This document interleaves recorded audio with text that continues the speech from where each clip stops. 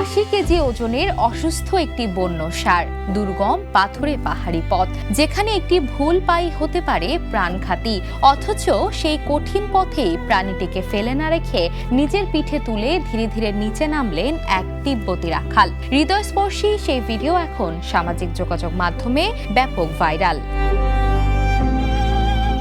ভিডিওতে দেখা যায় লাল রঙের শার্ট পরা এক ব্যক্তি একটি অসুস্থ বন্য ষাঁড়কে নিজের পিঠে বহন করে খাড়া ও পাথুরে পাহাড়ি পথ বেয়ে নিচে নামছেন। চারপাশে বিস্তীর্ণ ঘাসে ঢাকা পাহাড়, দূরে ছোট ছোট বসতি, সব মিলিয়ে হিমালয় অঞ্চলের কঠিন ভূপ্রকৃতির মাঝেও তিনি অবিশ্বাস্য ধৈর্য ও শক্তির পরিচয় দেন।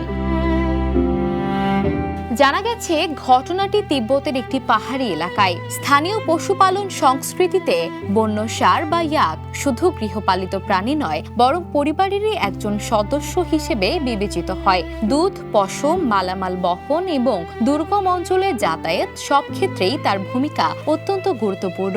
তাই অসুস্থ হয়ে পড়লে তাদের সুস্থ করে তোলার জন্য সর্বোচ্চ চেষ্টা করেন স্থানীয়রা। ভিডিওটি সামাজিক যোগাযোগ মাধ্যমে ছড়িয়ে পড়ার পর হাজারো মানুষ ওই ব্যক্তির মানবিকতা, দায়িত্ববোধ এবং প্রাণীর প্রতি ভালোবাসার প্রশংসা করেছেন। তিব্বতের উচ্চভূমিতে মানুষ ও বন্য ষাঁড়ের এই গভীর সম্পর্ক বহু শতাব্দীর পুরনো।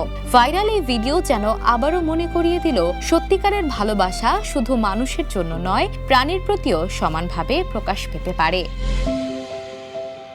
Desk report, the news. দেশে দেশে সবার সাথে দ্য নিউজ।